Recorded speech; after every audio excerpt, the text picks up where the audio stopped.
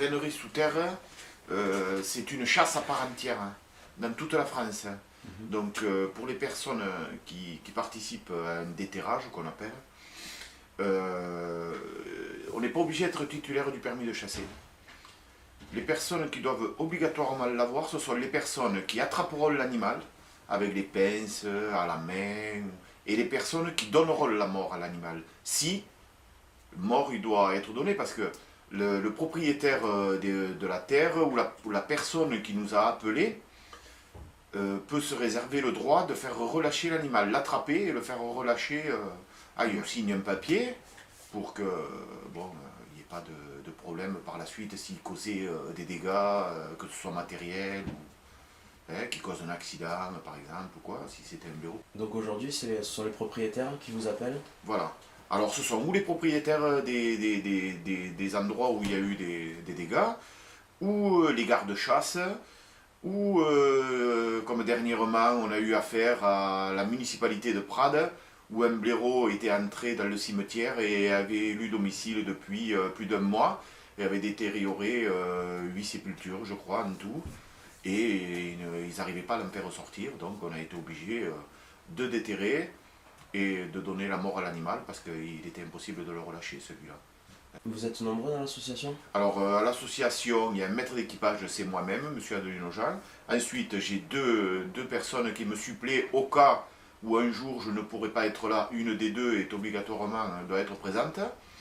Et ensuite, nous avons les personnes qui adhèrent, ce sont les personnes qui viennent de donner pour déterrer, et actuellement il y a je crois 22 personnes. Et après, alors la période c'est souvent hors saison de chasse parce que les personnes sont souvent chasseurs en plus. Et alors la meilleure période pour déterrer, que ce soit le renard ou le blaireau, c'est à partir du moment où ils sont au terrier avec les petits, où ils vont faire les petits, où déjà ils élèvent les petits. C'est-à-dire que souvent, bon, maintenant pour le renard et pour le blaireau, ça a commencé, la période d'accouplement commence maintenant. Et on aura les petits à partir de février, mars, hein, et jusqu'à ce qu'ils sortent. Bon, pour le blaireau, c'est plus longtemps, puisqu'il reste jusqu'à 6 mois. Pour le renard, des fois, ça dure moins longtemps, parce que dès qu'ils peuvent manger, donc ils sortent jusqu'au mois de mai, on dit juin, mais chez nous, souvent, en mai, fin mai, c'est fini. Hein. Et du blaireau, on en a beaucoup dans la région? Oui, le blaireau plus que le renard, d'ailleurs, dans le département, parce que le renard, quand on chasse, quand il y a des battues au sanglier, quand il y a des chasseurs de petits gibiers, ça arrive qu'ils tuent un renard parce que le renard se balade dans la journée souvent. Que le blaireau, c'est rare trouver un blaireau dans la journée dehors. Hein. Ils n'ont pas de prédateurs. Alors ils n'ont pas de prédateurs naturels. Pendant quelques années, il avait d'ailleurs été déclassé de gibier, il avait été espèce protégée. Et ce qui fait qu'on est tombé maintenant à des populations très importantes parce qu'on est un département où on a beaucoup d'arbres fruitiers, et alors donc ils ont de la nourriture à volonté. Alors les petits, au départ, dans certains départements, je parle avec des collègues qui font du déterrage aussi, d'autres maîtres d'équipage, qui eux me disent, on trouve des femelles avec des petits au trou, avec 1, 2, 3 petits maximum. Et chez nous, on arrive à trouver 5 et 6 petits avec les parents parce qu'ils ont de la nourriture à volonté, et ce qui fait que bon...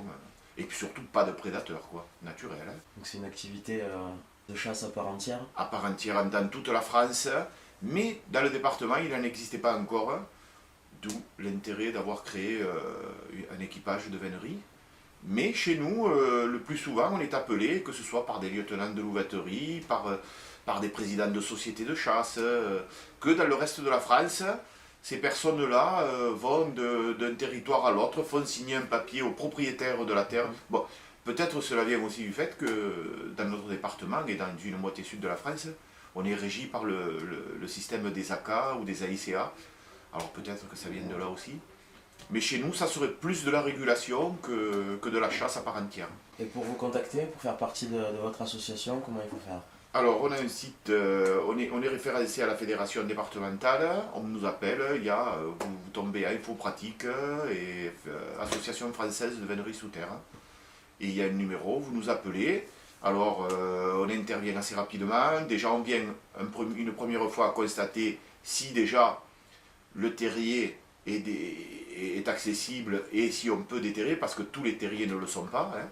Il arrive des endroits où il y a beaucoup de terre, d'autres endroits, des maisons trop près, enfin, tout ce qui s'ensuit, mais sinon on vient le lendemain, 2 jours après, et on intervient dans la semaine même. Hein. Et pour venir déterrer avec vous? Alors, pour venir déterrer avec nous, pas de problème. Toutes les personnes, on a des enfants qui viennent voir. C'est simple. Dans d'autres départements, ça se passe des fois même en famille. Et des fois même, ils y passent la journée à côté des trous et ils y mangent, les gens. Hein, ils font un pique-nique. Mais bon, je vous dis, toutes les personnes peuvent venir. Toutes les personnes, surtout de bonne volonté. Hein, parce que bon, c'est une affaire d'homme, il faut piocher et remettre de la terre. Une chasse très conviviale. Voilà. Hein. D'où... Ce n'est pas obligatoire non plus de donner la mort. Hein. Ça, surtout, j'insiste là-dessus parce que je ne voudrais pas qu'on nous traite de ce qu'on n'est pas. Il n'y a pas de souci. Merci beaucoup, monsieur Adelino. Je vous en prie.